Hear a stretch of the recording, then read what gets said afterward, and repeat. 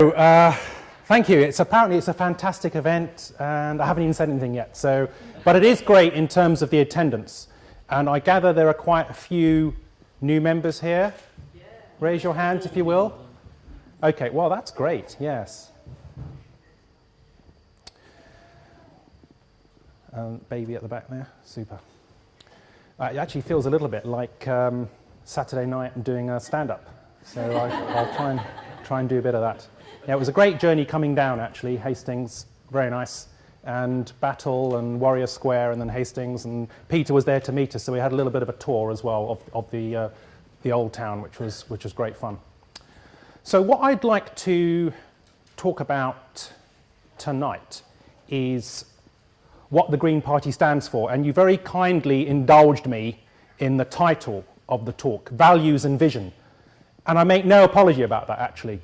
And I was asked to make it election focused, and it will be, because what I'd really like to articulate here is how we differ as a political party.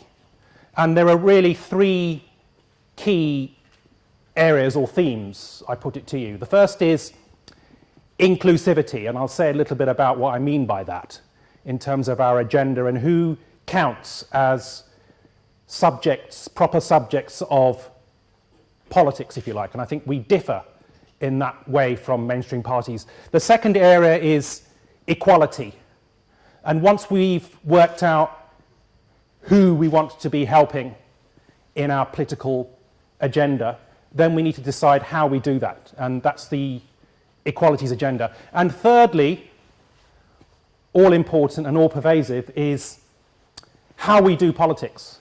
I think this is critical in this day when people feel very disillusioned and they feel a disconnection from decisions, they feel disempowered. We have something to say as well about how politics is done. So those three things, starting with inclusivity. Now, if you come across your average mainstream politician, and particularly as you approach an election, there's a kind of a logic and a rubric to their messaging. It's about, I would suggest, looking after number one. Looking after number one, the bottom line is the bottom line. And in this age of austerity, there's no doubt that finance is important. The thing that is on a lot of people's mind at the moment is how they're going to pay the heating, how they're going to pay the mortgage if they're lucky enough to be working. So there's no question that that's important to us as well. It's the individual in society and what we can say to them and how we can speak to them. But it's not just about the individual, and it's not even just about your immediate family, important that is in terms of schooling for your kids, pensions if you're lucky enough to have one, whether we can guarantee those things. It's also about others. It's also about our neighbours, our near neighbours, and our far neighbours. It's about people around the country who have far less than they've ever had, who 24% actually at the moment of households are having to suffer, kids in those households are having to suffer from either cold houses or not enough to eat. And that's relative poverty, call it what you want, it's real. So we have something to say for people in general. We're a socialist party, if you like, and we can say that unashamedly and loudly, because it's something that Labour Party once used to be proclaiming, and it seems to be a long time since they've said anything of the sort. But it's not just thank you, it's not just your neighbours and your faraway neighbours that we're concerned about. We're also concerned about people halfway around the world. 21,000 people a day dying of malnutrition and preventable disease. That is pretty obscene in the 21st century that we're not doing more about this. It's bad enough a lot of these countries having to deal with debt and debt financing, and we're worried about small percentages of GDP, well, not if you're in the Green Party, that we're able to actually afford to help them out. But there are other people as well who we would like to include within our political ambition. But that's not all. It's not just about you and me and people halfway around the world. It's also about non-human animals. Just think how we treat in industrial intensive agriculture, how are we treating fellow creatures? How are we treating them in the rearing of them, the transportation of them in live cattle? This is an area where Caroline Lucas in particular as an MEP worked very hard on. She was very instrumental in trying to get that up the agenda, up the political agenda. Jenny Jones as well in the London Assembly has been working on that, trying to make sure that there are some units that actually deal with animal welfare. But that's something as Greens that we extend our political vocabulary to. It's important to us. Animals have the capacity to suffer. They feel pain. So we have policies as well against animal experimentation. We don't think that creatures should be used just for human purposes, instrumental purposes, even if the science associated with those experiments were actually worth the candle. So we've plenty to say about non-human animals. We've also, within our political ambition, we are the only party talking about future generations. And even if you look at our contemporaries, some of you might have grandchildren, great-grandchildren even. Of course, we need to have them on our political radar, not just in terms of the futility of nuclear power and the legacy that leaves behind in terms of environmental impact. But we're talking about people who aren't around yet. There are people in the past, philosophers even, John Locke, who spoke about people always having to leave, because we have finite resources on the planet, leave as much and as good for the next generation. How have we got to a state in the 21st century where we're so hung up on material goods? You know, we see people rioting for flat screen TVs. I think it's called Black Friday, isn't it? Pre-Christmas sales. How have we got ourselves into a state where we're squandering whatever precious raw materials we have? We're certainly not paying back the planet for that, and I'll come to that in a moment. How is it we've got to that position? In John Locke's time, there were less than 1 billion people on the planet, and now we're going to be edging towards, what, 9 billion by 2050? So what are we actually doing as a society? Who's looking to generations beyond, and what claim do they have upon us? Well, I put it to you that in spite of the possibility of genetic engineering and people having characteristics radically different from us, I think there are some things we can say as a human race. Just as we say that we have basic needs, there are things about living on a beautiful planet, the planet Earth, which we want to preserve. The sunrise that I was seeing on the way down from London, I think these are things we want to be able to preserve. So we get that, the Green Party gets that, and that's part of our inclusivity agenda. Secondly, equality. Green Party is nothing if not a party of anti-discrimination. Whether it's race, we have, if you happen to have an ethnic name, it's got to the state where it doesn't really matter even how you look. If you've got an ethnic name, you might be so disadvantaged that you'll be 10 times less likely to be called to an interview. That's the kind of state of society at the moment. And in fact, the younger generation anyway are having to face, you could have a degree from any kind of place and you'll be hard pushed to get a job or an interview these days. But in terms of ethnic minorities, they have a greater problem in society at the moment. So let's not pretend, I mean, we're talking 1955, Rosa Parks refused to give in to a racist request of a bus driver, and that she helped inspire the civil rights movement. But let's not pretend, yes, over half a century later, that things have improved that much in our society. I mean, I happen to come from Brent, I live in Brent rather, and I come from planet Earth, but you know, I was faced not so long ago with the bus being held up because a schoolboy was being stopped by police, stop and search, unintelligent, led stop and search. The boy came onto the bus. The thing that dispirited me most was not his account of what happened, but his resignation to it. He said, because I'm black, as if he could expect that. I want to live in a society, and the Green Party wants to live in a society where people have a right to expect better, and they will get better.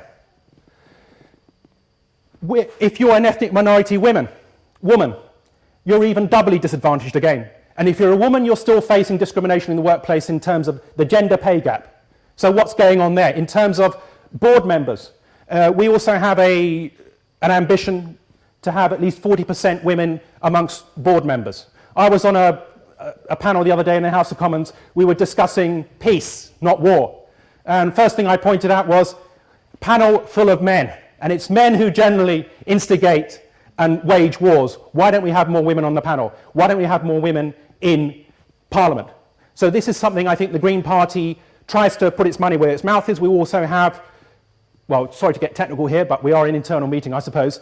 We have a proviso that when you're selecting for a general election candidate, if no woman comes forward by the close of nominations, then you have to reopen nominations. That's just one small step. It's one way of promoting women candidates in the party, and I think it's a very good step. It's actually something we might want to try and extend to other groupings who aren't properly represented within our own party, or not as well represented as we would like.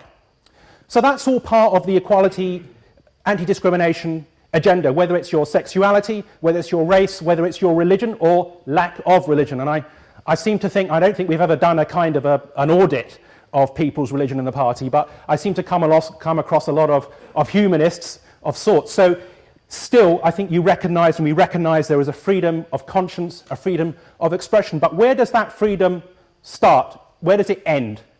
Where does it end? That's a very important question now when we're having civil liberties clamped down on ever since 2001 and 2000 anti-terror legislation. We're finding systematically, particularly ethnic communities, are being marginalised by stop and search, by unintelligent-led policing. Where are those boundaries properly construed? Well, I put it to you that it's okay for you to believe anything you like until up to the point at which you act on your belief and you're affecting somebody else's expression of their like liberty. So we can think about conflict situations where religion may play its part. You might think that this is your God-given land. But if you think that entitles you to evict somebody, to deprive them of basic needs and commodities, then you're wrong. That's when we need to step in and say, we need to do something about this. Maybe peace requires justice in that sense. So the other fundamental about equalities, which I think we're particularly good at articulating as a Green Party, I already mentioned when I was talking about inclusivity and future generations, that already sets us apart from the mainstream parties because we are long-term. We're long-termist. We have to look beyond this electoral cycle to future electoral cycles. We're talking about generations to come. But even as we speak, if you look at UN data, UN projections, we've got people, again, in Bangladesh, for example, or low-lying coastal areas, they are suffering the consequences of our Black Fridays. They are suffering the consequences of our overconsumptive habits. And only we have an analysis about that. We have an analysis and we say we unashamedly are a value-laden political party, and we're saying we need to abate our overconsumption. Because people in Bangladesh, for example, as a result of ice melt and sea level rises, they're at the sharp end, and they are least responsible for the impact of climate change. And yet they are also least able to afford remedial action. So that's two injustices for the price of one. We call that climate injustice, if you like. And we're holistic. Environmental justice, social justice are linked together. They're inextricably bound up.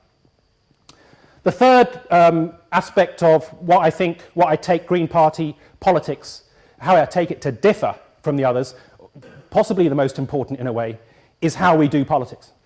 And if you look at the core values of the party, there are 10 laid out there for you. They talk about our responsibilities to non-human animals, future generations, anti-discrimination initiatives.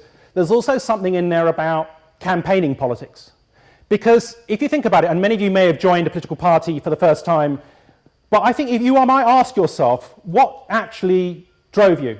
Probably you were political most of your adult life, or even before. Probably injustice riles you. Probably you felt that you want to join like-minded people and do something about it. You were impatient for change. When I come across new members, there's a whole collection of reasons. There are individual reasons. Maybe you were drawn by our policies. Maybe you were sick to the back teeth of having to listen to the TV. I want to kick the TV in is what a lot of people happen to say. But one of the main ways in which we differ is we recognise that there's more to politics than electoral politics. Even when our politicians, like the Jenny Jones, Caroline Lucases of the world, they set a terrific example and a high benchmark. People, when they see Greens elected, they tend to like what they get and they come back for more. We're growing in numbers in terms of our local council representation, where there's proportional representation like the European Parliament. We've got a third MEP now in Molly Scott Cato. or in the London Assembly, we've consistently delivered results there. And now on first past the post, I think people have something within their reach. They think they'll have the confidence now with the Green surge that they'll want to vote for us in even greater numbers. But one of the things that these politicians, I think, set as a good example is they will, regularly get arrested for campaigning. Jenny Jones last year, well, she was arrested and de-arrested, I think, but that's probably because they had a different standard for a peer, which is, again, that's inegalitarian policing if ever I saw it. But if you're demonstrating in Parliament Square, and you have a right to be there, yes, and getting arrested just for speaking your voice, speaking your mind, that's kind of non-violent direct action. Caroline Lucas, again, getting arrested on the anti-fracking campaign. But these are ways in which we try and raise the profile of politics, raise its visibility. We're always in concert with a lot of non-governmental organisations, a lot of campaigning organisations, whether it's CND, whether it's cycling campaigns, animal groups. We actually are at the grassroots. We understand what's going on. We understand that politics is wider than electoral politics. When we get elected, there's much more that we do than simply show of hands in the chamber. There's much more that we do. We use our voice. We use those initials after our name wisely, but we act as humanitarians, civil rights activists. That's what we're doing on the ground. And one of the things you might find, I often joke that you don't go into the Green Party to get elected or get elected quick. Hopefully that will be changing. But the fact is that for us, politics, it's not a career, it's a vocation. It's something that you need to do. It's something that inspires you. And it's one of the difficulties you may face, let's be honest about it, constantly not getting elected. Isn't that going to sort of bear you down somehow? I think what actually sustains us is that we still see our successes. We see our successes all around. I regularly get accused, isn't quite the right word, of being a councillor in Brent. I haven't not yet elected. I'd be opening the paper after a local election, somebody tell me congratulations. I said, well, it's not in here, I can assure you, and I was at the count. But the thing is that maybe I'm doing as good as the next councillor who is elected. Maybe I'm doing better than them, because there are lots of things that you can do. And what I like about the Green Party is that we get that. We're empowered. We're empowered on a daily basis in our workplaces. If we see injustice, we can shout about it. If we march against the Iraq war and say not in our name, let's go beyond that. I think there were threats in 2003 that if Blair went to war, that we would bring the country to a standstill. Well, why didn't we bring the country to a standstill? Maybe we calculated in our minds that we might risk losing our jobs or whatever. But what is risking losing your job compared to killing people in order to save them in Iraq? Maybe if we'd all stood together on the eve of that bombing, if we'd all said and actually brought the country to a standstill, maybe they would have listened. They would have had to listen. So let's actually empower ourselves. That's what campaigning politics is all about. So when you go out then, to bring you back to finally, I suppose, the upcoming general election. Yeah? So have in the back of your mind that it's partly an educational project for us. It is about getting votes on the ballot paper. It's about standing people. It isn't, I don't think it's as much about trying to change or shift consciousness to get people, other political parties, to change their views more to us. I think it's more about us getting in there to make those implementations ourselves. Because one thing that happens in politics is that people might rush to plagiarize you, but do they feel it in their hearts? Do they feel those things that I've been saying about how we treat animals abysmally? Do they really feel those things? Are they just deriving their manifesto as a result of a popularity contest amongst the people? Now, oddly enough, oddly in a sense, people have been recognizing that when they do a blind test, you may be familiar with the Vote for Policy's website. You go in there, you conduct a questionnaire. It's still going on 5 years old data, but I can assure you that Green Party hasn't changed that much. So even when they update it with the latest manifestos, I think you'll find we'll still be polling very highly. But nationally, and it's a very large sample, we come top. Not second or third, we come top of that. When people do a blind test and then they are told what you have actually, how you have answered makes you a Green Party supporter. Did you know that? They might be surprised. But part of what we're doing, I put it to you, is educational. And we're giving people the confidence to say, well, I always believed that. There was never anybody around who was actually offering that. Now I realise there is. I'd better vote for it. Let us try and help them overcome their fear for taking that step. It's an important step to take. Because make no mistake, we've got many problems at the moment. And one of the things that's completely slipped off the radar by my lights is climate change. It's so slipped off the radar that a net consequence of the recession is that or it was, but now we've got so much economic growth going on, it was that there was less carbon production. And instead of saying, great, economic recession, less carbon production, less impact on climate change, we were just pursuing economic growth like there's not, I don't mean you lot, economic growth like there's no tomorrow. So we need to shift that consciousness. Part of what we're doing is a shift, and it's educational. But another thing that we're doing, we are actually giving people the confidence to vote for us. So yes, we need to get Caroline Lucas re-elected. We want to get some other people elected, whether it's Bristol West or Norwich South. But whoever your candidate is, you want to promote them. You want to make it clear that they're there to get in. Why aren't they there to get in? Because every single voter can make the difference that makes that person get elected. So let's have the confidence to say, we know that we're worthy of it. If we don't believe that, then why should you? How many people, if I had a vote for every person who said, well, I'd vote Green if I thought you'd get in. Well, if you voted as you believed, we would get in. So there's a simple argument there. So let's use all the instruments at our disposal by all means. Let's remind people that actually we are the most popular party on a blind test. Let's say that we're not just telling you what we think you want to hear. We're telling you as we believe. We're being objective about this on the science, on the climate change, on our values. And it's the values, I think, that's the most important. And that, my friends, is what makes us a visionary party. Thank you.